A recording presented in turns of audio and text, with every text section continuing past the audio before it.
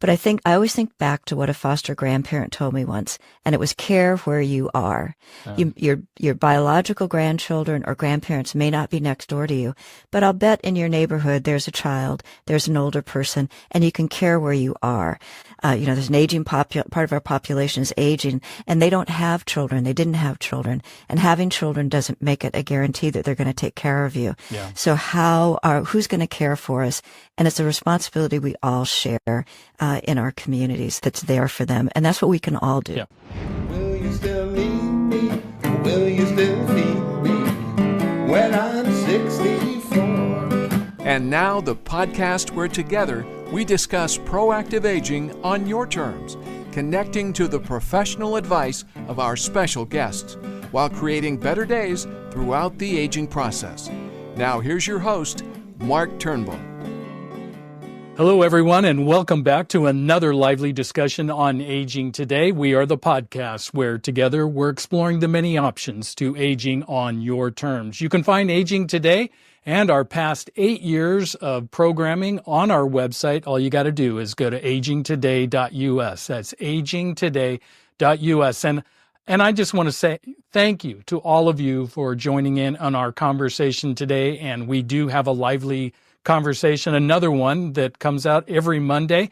And this is one that I know you will all enjoy. Well, one of the things that many of you know, and if you don't know, that by the year 2030, the percentage of adults age 65 and children under the age of 18 will be about the same. That's kind of interesting. It's an interesting stat. And so my question is, what does that mean to us? And then why should we be concerned? And then what's going to be the impact on our lives? Well, one of the things that we all are interested in, and that is healthy living and a longevity to our lives. And there's impacts on longevity and healthy impacts. And what we're noticing is that there's an alarming rate of seniors that find themselves disconnected. And that will have an impact on our longevity. It will have an impact on our health. And I can only say that we're designed to be social.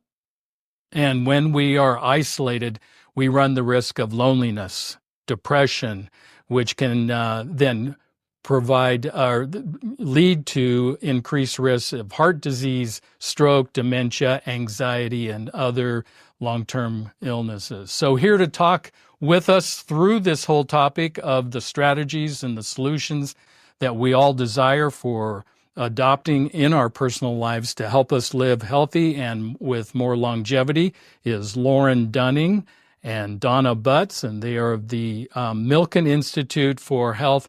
Welcome, ladies, to Aging Today. Hi, thank you. Yeah. So Thank you, Mark.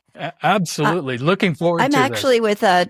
I do have a disclaimer, though. I'm not with the Milken Institute. I'm with Generations United. We're partners and friends and collaborators. Okay. And Lauren, you're the one that's with Milken, correct?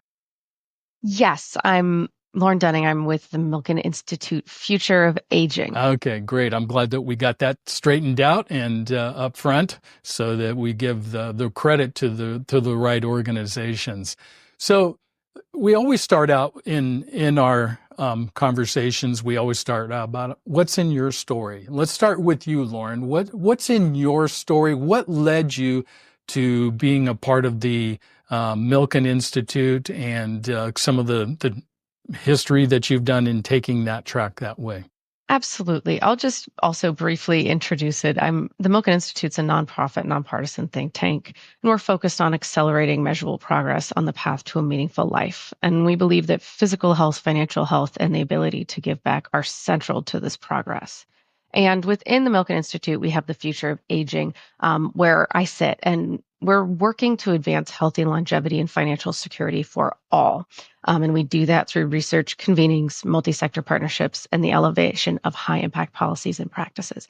And I say this because that coming together of healthy longevity and financial security, and looking out, looking towards the power of convening, leveraging our partners, and elevating really great ideas is something I am passionate about. I'm a lawyer and I have a public health degree, and I previously worked in government, and in working in government, focused on public health and taking care of the health of the 10 plus million citizens in LA County, and being a part of that endeavor really helped me understand, what are some specific needs related to population aging. And that, and that population aging is something that it's not coming tomorrow, right? And people often speak of it in the same breath as climate change, right? Twin megatrends, they're changing how we live, they're changing the makeup of our societies. And I really wanted to be a part of not only addressing some of the challenges, which there are, but also creating upsides, right? There are upsides, there's benefits, there's really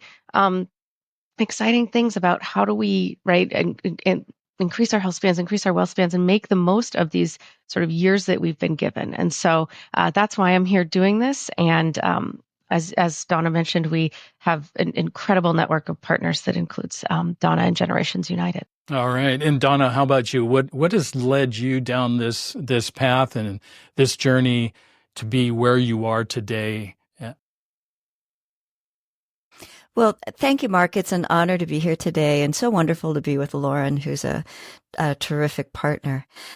My path, I think it always made sense to me because I come from a long line of Midwest ministers, and I grew up in Salem, Oregon. And one of my first jobs was directing the teen program at the YWCA. My heart was always with teenagers because they're probably the most difficult population at times to work with.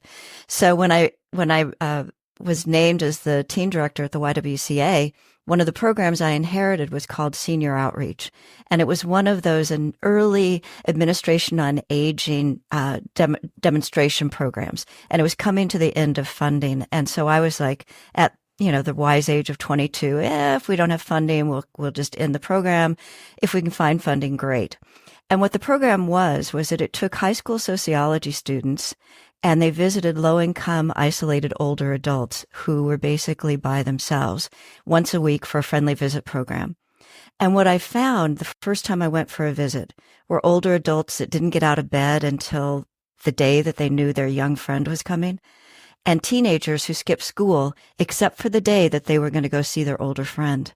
They both had purpose. They both had meaning. They showed up for each other. And those semester-long relationships went on to last lifetimes. So I just found it was such a powerful, powerful program. So as my career progressed through other teen work and youth work, about 27 years ago, when I was poking around talking to some national leaders here in Washington, D.C., one of them said, Donna, we have this new organization, and you might be the right person for this job. And what it was Generations United had just been formed. Actually, it had operated as a loose-knit coalition founded by the National Council on Aging, AARP, Children's Defense Fund, and the Child Welfare League of America. And they were looking for really their first executive director to either sink or swim with this organization. And it has been an incredible honor and thrill to be able to work with committed, fabulous people and be able to elevate intergenerational programs, public policies, and practices that connect generations, that value people at all ages and stages of life. And I think that our mission and the work of the Milken Institute is more critical today than ever. Yeah. How's the correlation between the two organizations? How does that work, and where's the crossover, and how you guys got all together? And then you're trying to solve a common problem. We are. So at the Milken Institute, we not only do our own research and work, but we do that by engaging experts, right? And so to do that, we have to have a large network of folks that we can partner with to share ideas, to help us build and generate new solutions. And Donna is one of those incredible people that we do that with, and to also elevate messages together like we're doing here today. And by the way, thank you for this opportunity to share and to help people, your listeners, learn more about intergenerational connection and healthy aging.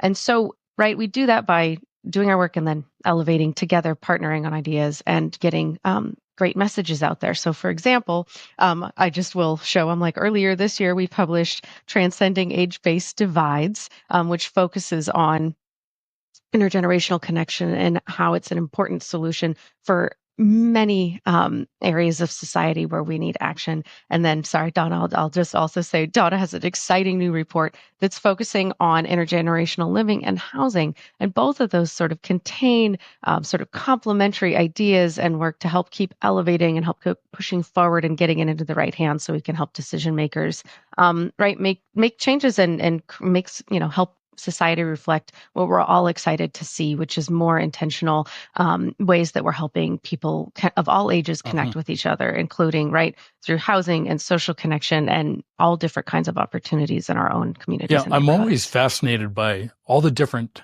an array of organizations out there that are, focused on some of the same things. And as we're talking about the aging complexities, and as we're an aging culture, there's so many needs out there.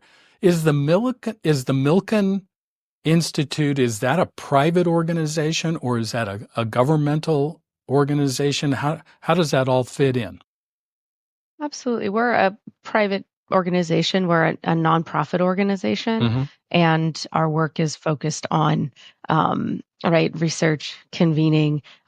We host incredible events bringing together experts such as Donna. We got to see Donna last week at our Future of Health Summit, where we had a conversation on health, place, and aging and community. And so that's just a brief explanation. Donna, I don't know if you want to say a bit more about Generations United. Well, I would just say, Mark, that at Generations United, as I mentioned from our very beginning, we were formed as a collaborative, and we really do believe that the strength is in when we work together, that we're really stronger when we work together, and that we shouldn't compete to do good, that there's enough space for us. So a lot of our work is in collaboration. And the sort of the analogy sometimes I use, and being an Oregonian, you might understand this, is that intergenerational can be everything or nothing. It's kind of at times difficult to explain. So the approach that we take is we barnacle.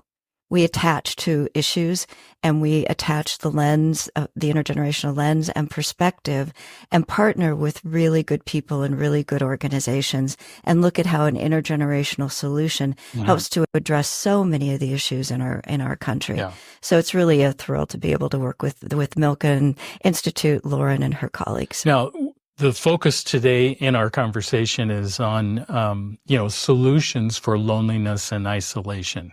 And one of the tenets that you're putting forth is the concept of intergenerational living. Am I correct in that, framing that our conversation today?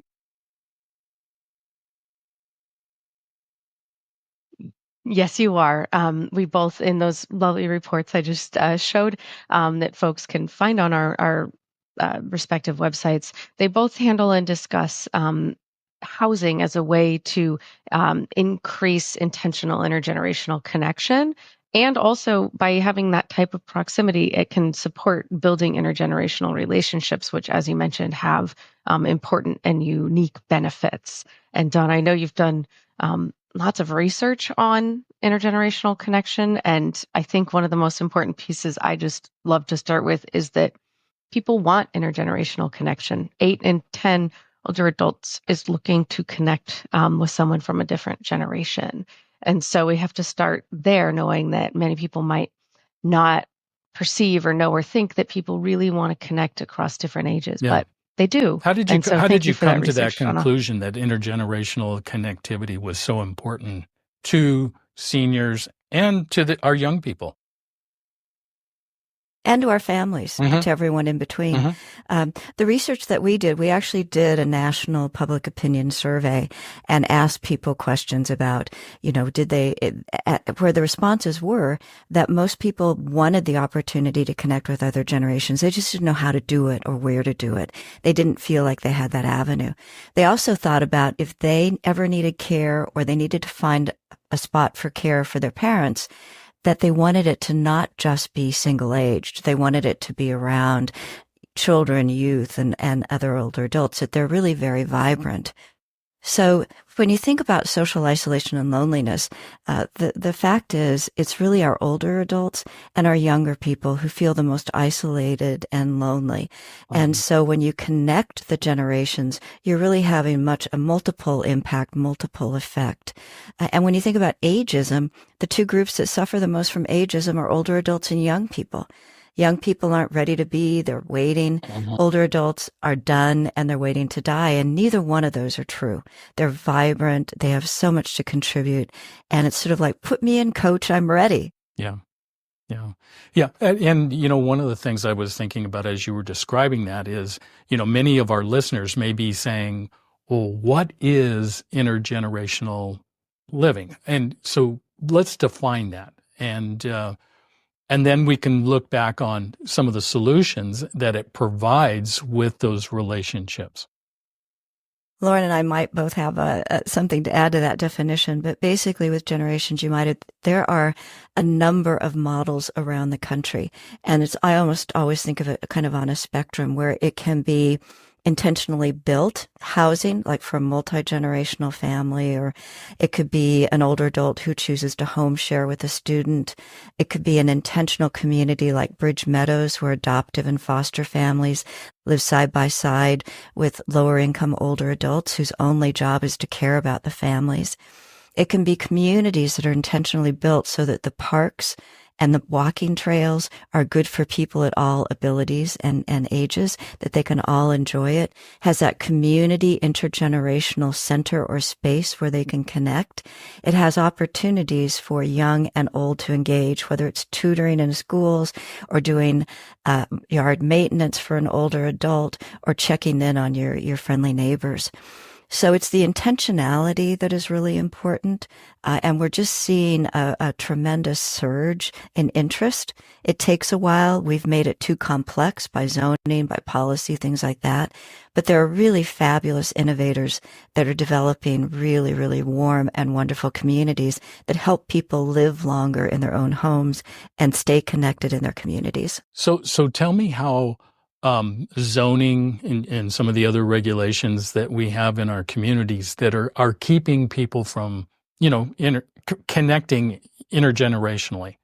I'll offer a converse, which is there's some really great trends that are helping people reconnect. And so during the pandemic, we saw a rise in intergenerational living, more families living together. And there's some, complex trends happening, including around housing availability and affordability, and communities are looking for solutions. And one of those solutions that many cities are taking up are ADUs and allowing many, many different types of properties to have multiple buildings or additional units built on them. And that can be a way not only to increase housing stock, but also enable, people to live in closer proximity, or to have a larger unit and a smaller unit, or to enable maybe families to live on the same property, or people that want to rent and create sort of their own intergenerational spaces, either on accident or on purpose. And so many cities are taking that approach by changing zoning to enable more ADUs, and taking different approaches to helping housing arise that meets the needs of many different people. There's other examples as well that are less about sort of zoning and regulation and more about private sector innovation. So, for example, there's the idea of decentralized senior housing, where there's, one example of that is Upside, which is a company that has a model that has rental units in buildings that are open and support people being there of all ages, but then enable older adults to live practically in those communities by offering the services that people might need as they age and might have some level of needs, such as for meal support or some level of assistance with ADLs. And that approach can also enable people through private sector innovation to have more proximity. But first, obviously the baseline is being able to have, housing that supports multifamily living. And that's a part of that equation that you were discussing. And Donna, I know that your recent report has definitely some points on this. Yeah, I would add to what Lauren said is that part of how we've made it complicated is that we have really age segregated or siloed policy, funding, and other aspect services, the way that we live, when in fact we actually live together and we're interdependent.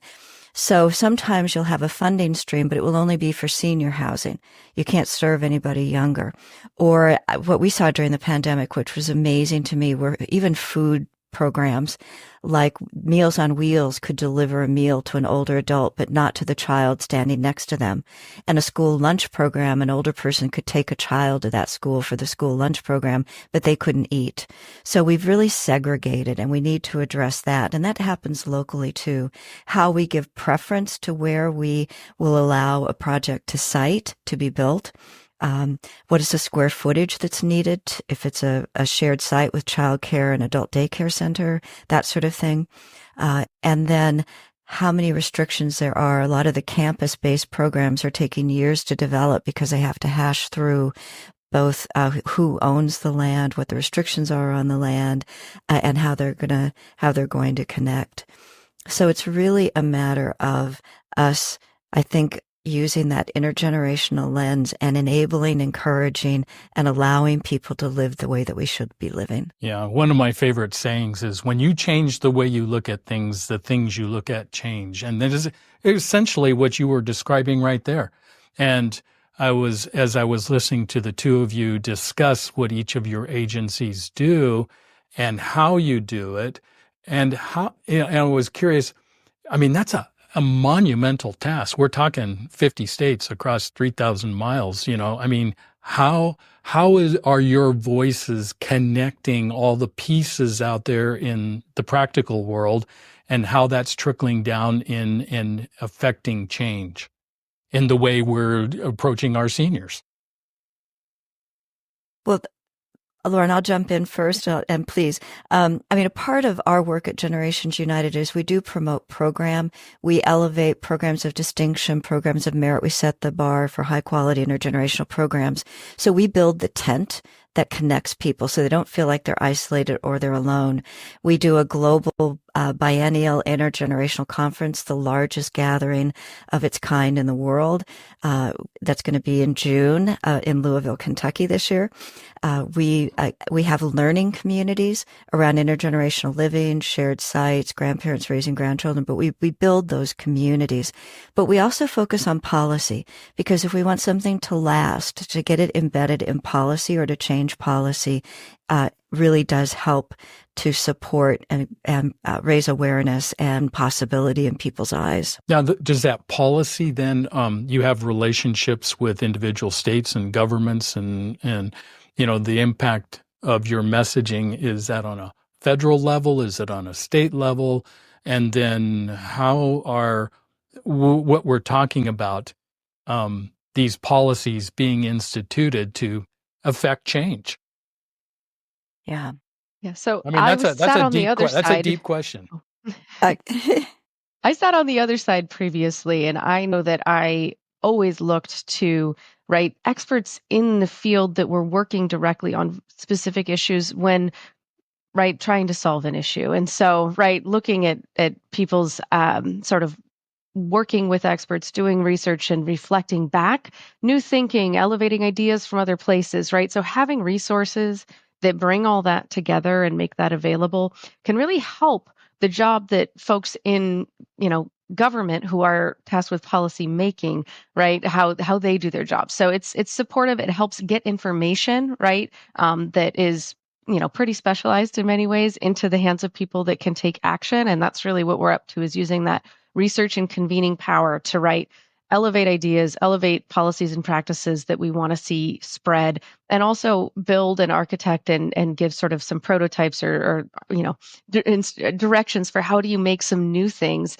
that might also help along the way. And so we do that by publishing, just like the brief I showed you. We do that also by doing this. We do that by we have a great government affairs team that can provide information directly to folks when there's something relevant, commenting on what's going on in the world. There's some exciting policy stuff going on at all kinds of levels. The Older Americans Act is being renewed. Recently there was a blueprint that was a scoping document for a national plan on aging. That's a federal plan to guide, right, how the federal government addresses aging across all kinds of domains. And we've seen things like that for other areas, such as Alzheimer's and caregiving. And so thinking about it from an overarching level for aging is a really exciting proposition.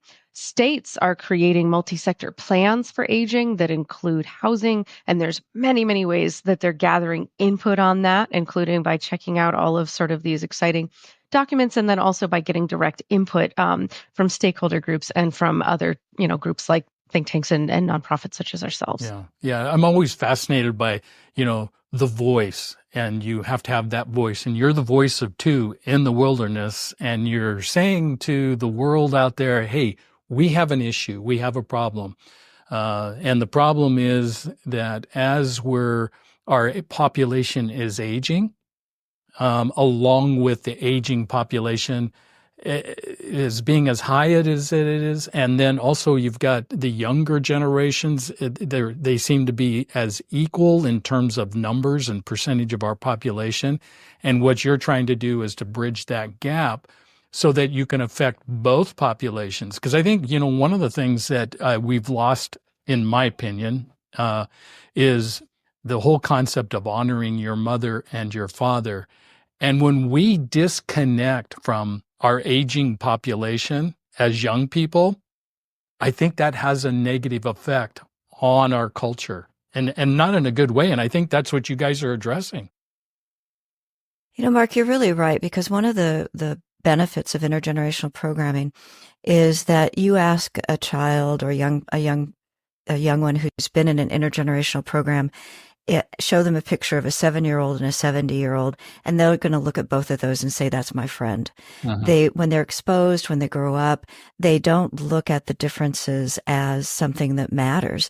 They also learn soft skills, they learn patience, they learn more communications, they're more accepting of people with disabilities. And then for older adults, they see hope in the future. So again, just from a very early age.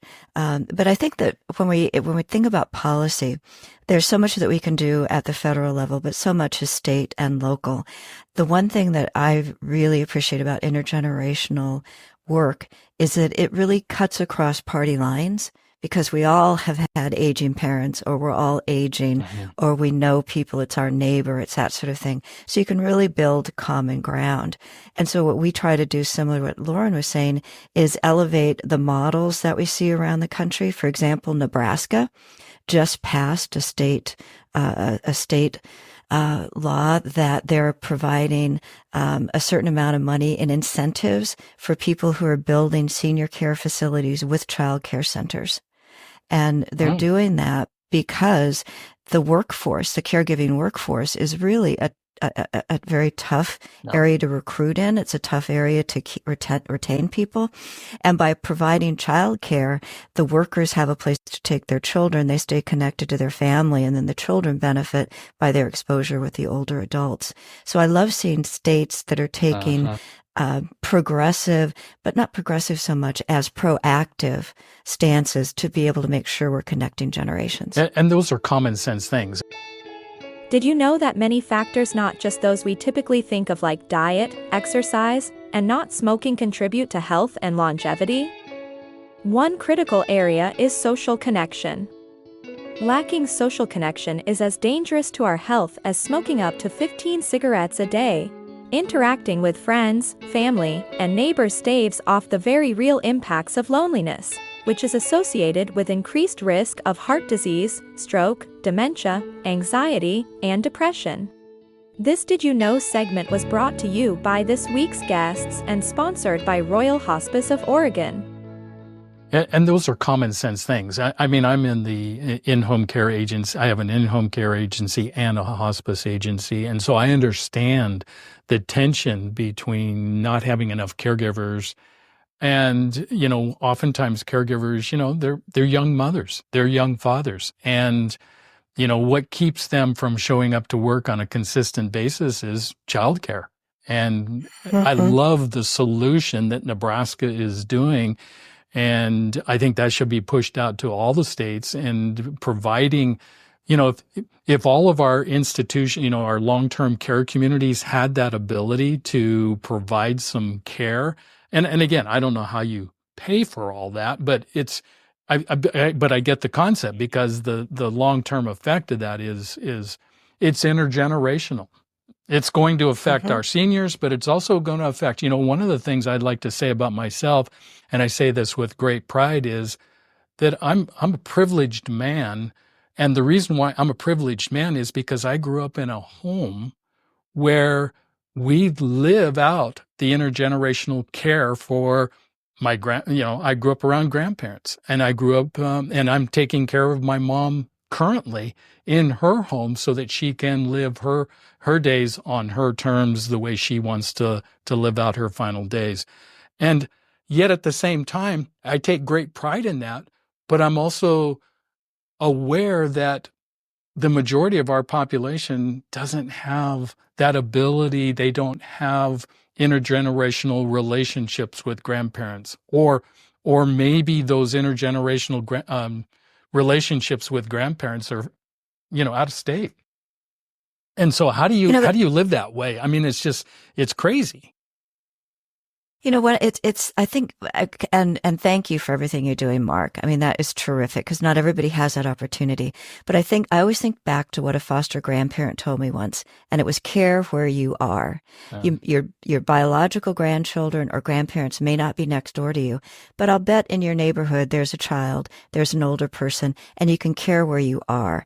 And I think that's a conversation that we're having more and more now, because people are thinking about people who have not had children.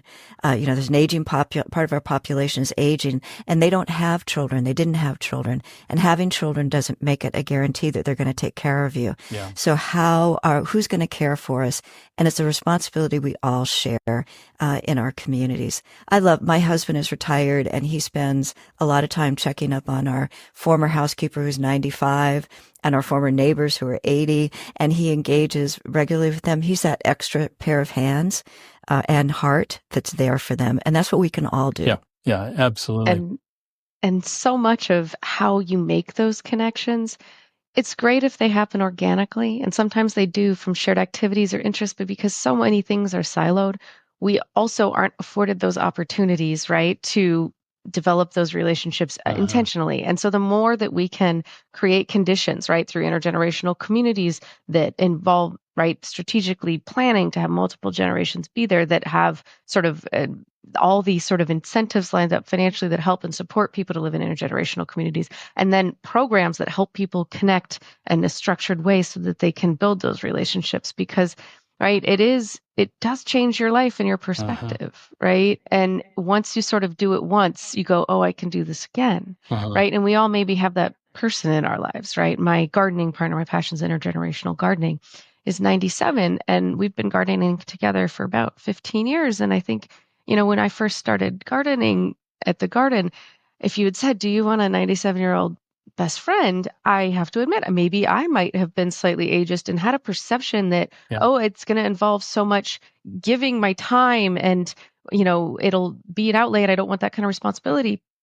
I think people might be surprised at that there's giving and receiving on both sides, right? And that we have to remember that it's right, to make a real relationship, we have that opportunity for both ways, right? And that generativity, like the act of specifically older adults given to younger people, benefits both sides, right? It's a unique type of giving, and it provides benefits. And so getting ways that people can have that, so that now whenever I look at the world differently from here on out. And I'm one of those people that, as I encounter people who might be solo aging or meet new neighbors, it's just sort of changed my perspective and capacity as well. And so I know that Donna's working hard to make those opportunities for more people in different ways.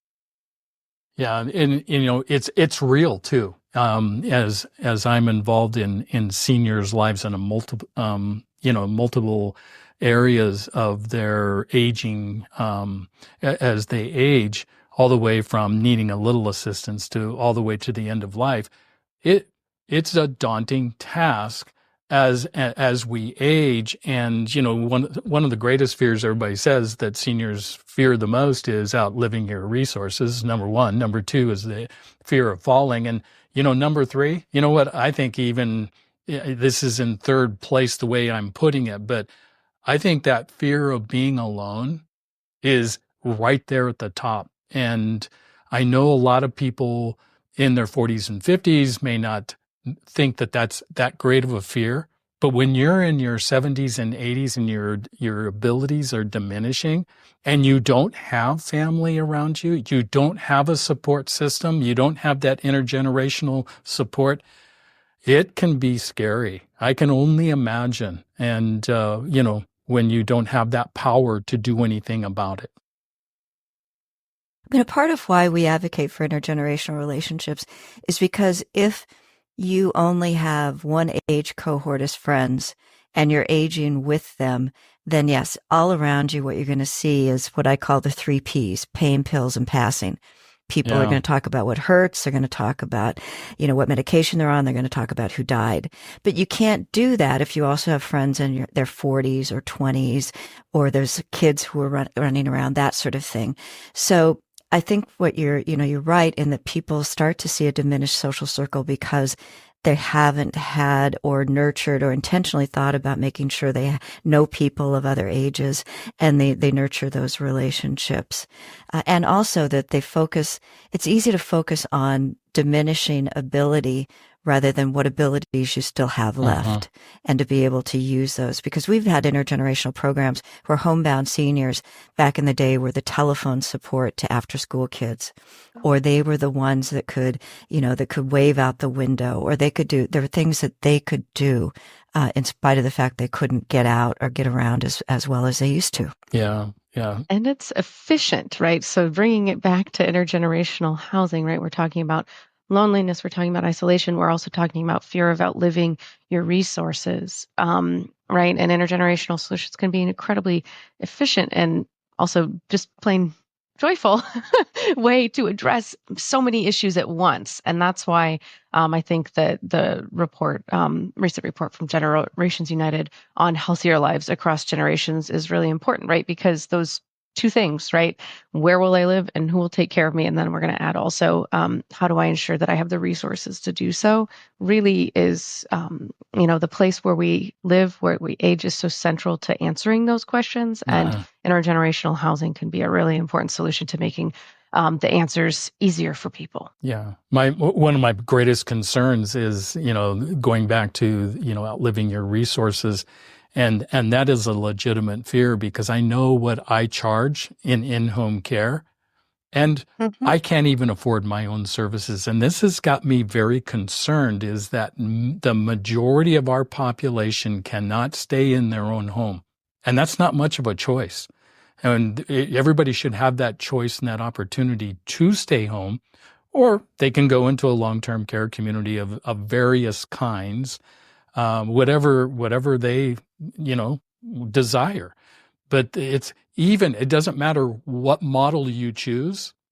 They're getting prohibitively expensive where people just don't have the resources, or they lose their entire estates in the process. So somehow, some way, is that being addressed by both of your organizations? How are we going to make it affordable for people to live a quality of life because we're living longer? How do we do that? Yeah, absolutely. I mean, I think that there's a lot of ways people are addressing this, right? And so right now we are doing work on the future of connected care in the home, where we're looking at how technology can be an important, we'll call it force multiplier, to helping people get the care they need, including remotely, right? Which can address some of the challenges and expense of providing direct hours of in-home care, right? And our previous work focusing on the forgotten middle, right? The group of older adults who have too much in assets or income to qualify for government support programs, but who cannot afford the housing and care that they will need or want, right? And so we focused on that group, on how can we create financial models and also new ideas, maybe in healthcare partnerships and how senior housing and healthcare can work together to increase the affordability of housing options for the missing middle. And so we are, and have publish on both of those topics, and we'll keep publishing on both of those topics. And also would be remiss if I didn't mention work we're also doing on caregivers in the workplace, making sure that, looking at aging as an intergenerational issue and aging as a life course journey, right? Making sure that family caregivers that are in the workforce that are doing elder care are able to, right, keep, maintain their employment, have support, and see some things in the private sector that might support them and bring some of that innovation we've seen in childcare to people doing all different sorts of caregiving. And so we're working on all three of those issues and more about connecting health span and wealth span. And I think that what Lauren said is very important. There's a way we need to restructure some of the reimbursements, some of the ways that we look at funding, and change and update some of the policy around that. But there are other things as well. I think there's some really wonderful innovation underway. There's a gentleman named Marvell Adams, who is a part of the Eisner Foundation's Intergenerational Fellows Program, designed a model of an intentional intergenerational mixed income community so that the support was there financially to help some of the lower income folks be able to age there.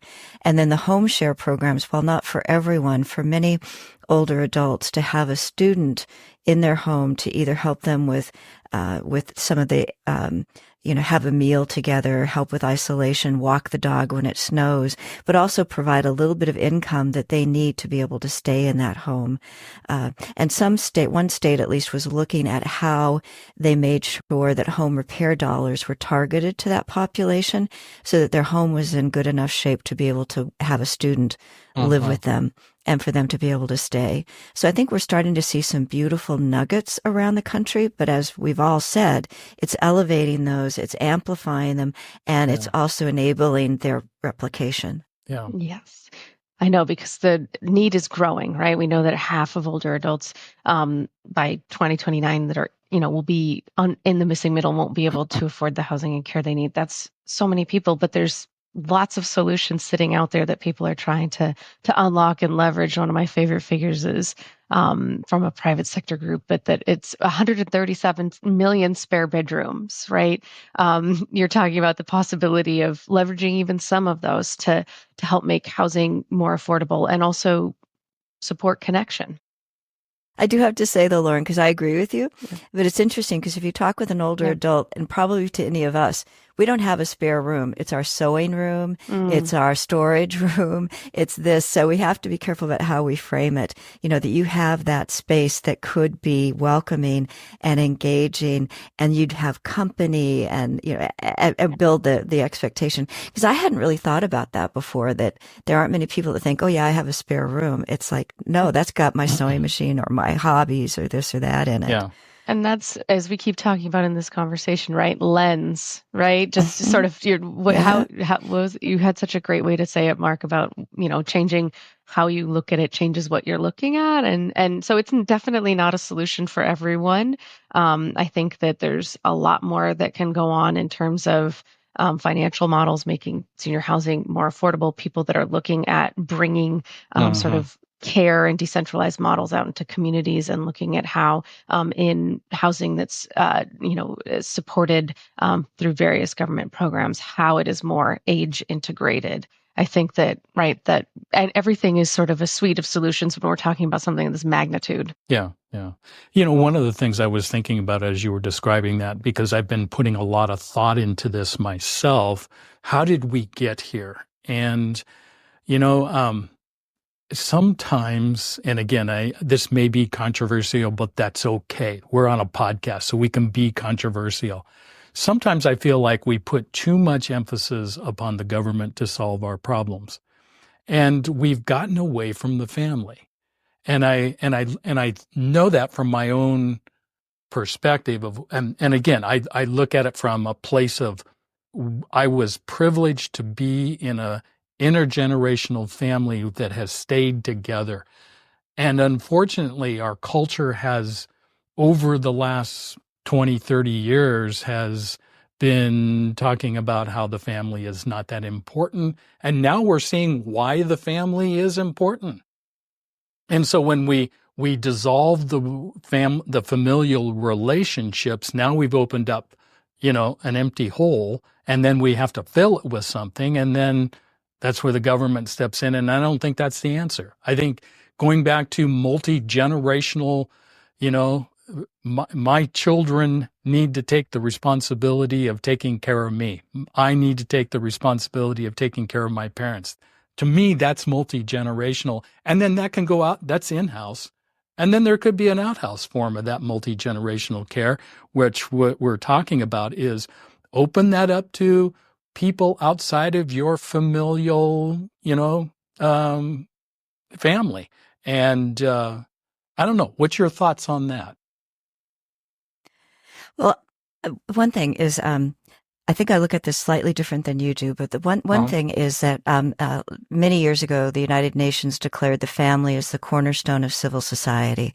It should be respected and supported. Yeah. And so I think we all agree to that. And what I think about is that really we started to see the trend back in the middle of the last century that people used to always live in multi-generational households. They grew up on farms, that they needed everybody Waltons. to work. We used to put that on. Yeah, that was a great example. Yeah, the Waltons. Yeah. And then Lauren's over there going, what's the Waltons? John boy. Yeah. But as we started to industrialize and families started to go to make, so they could make more money, so that they could, make it in this new society, we started saying that was the norm, that there was something that was wrong if we were interdependent. We needed to be independent. I always call it the John Wayne mentality, like I don't need anybody else. So we reinforced that you, to be independent, that you needed your own home, you needed, that was like success in America. And what's happened, which I love over the last probably 25 or more years, is that unfortunately there have been horrible things like the housing bust and COVID, that people brought families back together, living under one roof. And everybody thought that they were going to split up again as soon as that crisis was over. But in fact, the numbers of multi-generational households continued to increase. It didn't diminish after the housing bust. It didn't diminish after COVID. And when we surveyed the families, it was something like well over 80% said they were going to stay together after COVID because they found out it worked financially, caregiving, culturally, connecting to their roots. So I think it's what we have to do is push against the societal norm that we don't need each other, because we do. Yeah. And bring a public health lens, right? Public health is all about creating the conditions, right? So how do we help create those conditions, right?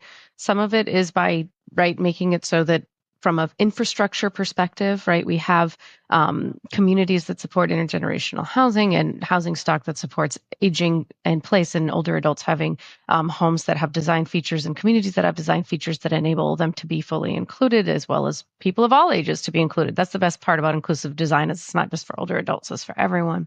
But then also thinking about the conditions, right, including to support people who might be performing elder caregiving by looking at, the role of employers and how people are supported in doing that work. And then also looking at innovation, for people that are far away and caregiving far from a loved one. How do we have the technology that lets them have insight and makes it just easier for people to be in contact, connected, and mobilizing resources? And so I think there's innovation across all three of those things that are happening, and that can help create those conditions, because we need, once again, the public health lens of creating conditions and, making it behavioral nudges, making things easier, smoothing the way, not making it so hard. Because I think one narrative that you brought it up a few times is that it's difficult to try to put everything together that people might need, whether it's yourself putting together things for yourself, whether you're doing it with your family, whether you're doing it with your chosen family. It can be difficult to plan and execute, but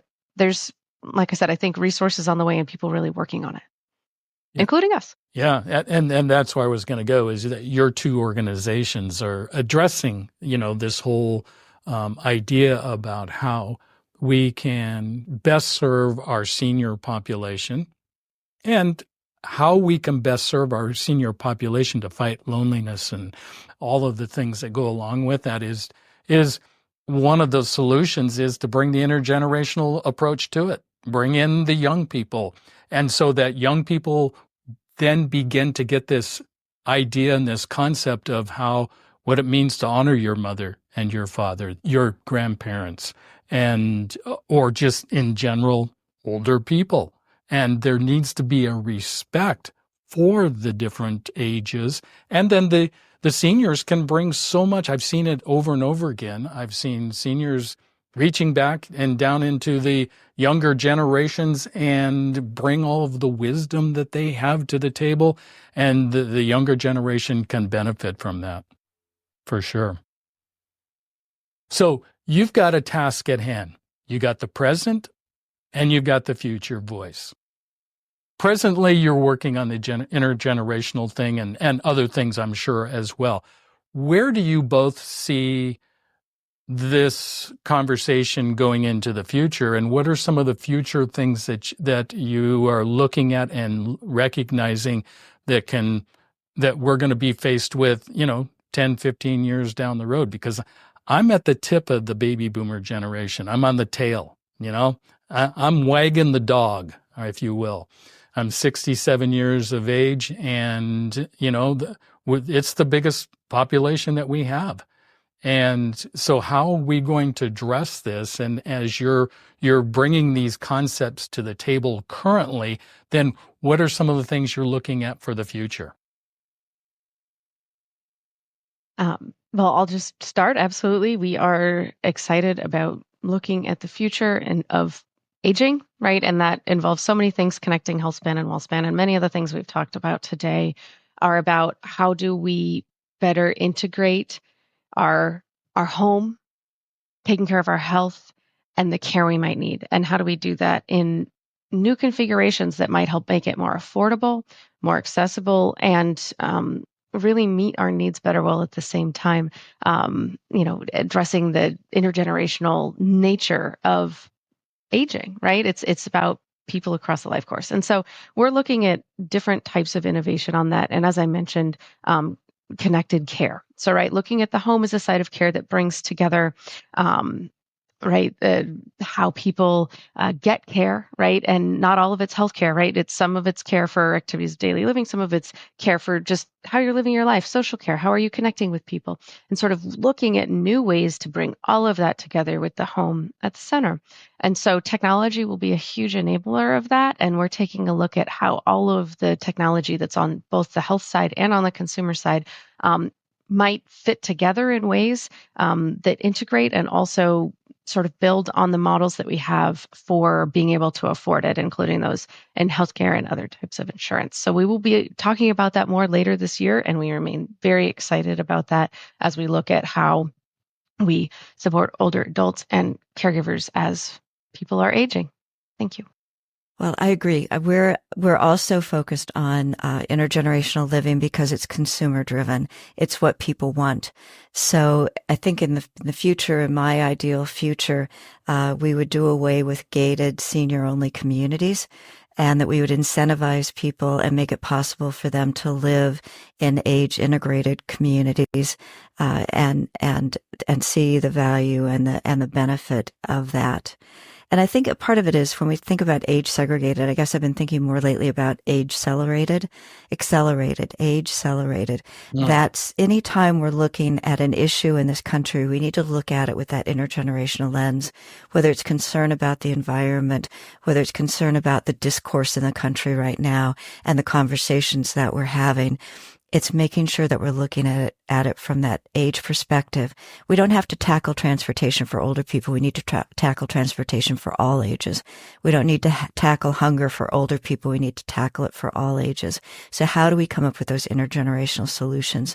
So we're going to continue to advocate using that lens and elevating examples that show how powerful it can be. Yeah, well said. Lauren, if some of our listeners would like to learn more about the Milken Institute, how would they best do that to, dive in and see what you guys are doing? And then also if they want to connect with you, what's the best way to do that? Absolutely. So we're milkeninstitute.org, and we have our publications on our website. We also, it's really exciting, we have incredible flagship events that bring together experts and leaders talking about timely issues, and across all different areas. And they're actually available on our website. So you can, listen to, Penny Pennington from Edward Jones talk about retirement with an incredible array of other experts on the stage, including from TAA and Transamerica, so that you can watch it. It's right there for you. And so folks can check that out. And then if you want to get in touch with me, my email is L as in Lauren Dunning at milkeninstitute.org. Always enjoy interacting with folks. And thank you for having me here today. Yeah, absolutely. And Donna, how about you? What's the best way to connect? The best way is to check out our website at gu.org. We try to keep it simple, just GU for generationsunited.org. And on the website, you'll learn about our learning communities that usually meet quarterly, and they connect people around the country. We have an intergenerational program database that you can search by your city, by your state, what programs there are. I'd really encourage people who are very interested in this to think about the global conference, because it only happens every 2 years and it'll be in Louisville. So we tried to make it kind of a central area in June. And there are ways that you can ask questions on the website so that we make sure that we connect you with the right person at Generations United. So that's usually just gu@gu.org. And my email's on the website as well. But I always like to say I work with an amazing group of people. I'm usually not the one that knows the most. Yeah, well, the mark of a smart woman is not that she knows everything, but she knows where to find out about everything. That's what I always say about myself. It's the same thing. We don't know, nobody knows everything, but that's the mark of a smart person. Yeah. So, Mark, it's been a joy too. Thank you. And thank you, It Lauren. truly has. And, so we've been talking about fighting and combating against loneliness amongst our senior population. And the solution that you're bringing forward in both of your organizations is intergenerational connectivity and connecting the generations to each other. And that will supply some of the and provide a solution to some of the loneliness that seniors are up against in their daily lives. Because we all want, in the end, we all want to live our best lives possible, whatever that means to you. So ladies, thank you so much for being on Aging Today, and your influence is being felt across our great land. And we want to say thank you for all of the efforts that the Milken Institute is doing and Generations United is doing to make all of our lives better each and every day. So thank you for being on Aging Today. Thank you, Mark. Thank you. All right. This is Mark Turnbull, your host, and I want to thank all of you for tuning in to Aging Today. And as a reminder, we are the podcast where together we're exploring the many options to aging on your terms. Join us every Monday when we release a new conversation on Aging Today to your favorite podcast channel. And I want to leave you with this. We're all in the process of aging, and as we age, we really are better together. So stay young at heart. You make me feel so young. You make me feel like spring has sprung. And every time I see your face, I'm such a happy individual. The moment that you speak, I want to go play hide and seek. I want to go and bounce the moon just like a toy balloon. Well, you and I are just like a couple of tots running across the meadow, picking up lots of forget-me-nots. So you made me feel so young. You made me feel there are songs to be sung, bells to be rung, and a wonderful thing to be fun. And even when I'm old and gray. You've been listening to Aging Today, where together we explore the options to aging on your terms. Join Mark and his guest next week for another lively discussion on proactively aging on your terms, connecting you to the professional advice of his special guests, with the goal of creating better days throughout the aging process. Your host has been Mark Turnbull. Join Mark and his guests every week on Aging Today, your podcast to exploring your options for aging on your terms. And even when I'm old and gray, you make me feel the way I feel today, 'cause you make me feel so. You make me feel so. You make me feel so young, so young. You make me feel so young. You make me feel so young.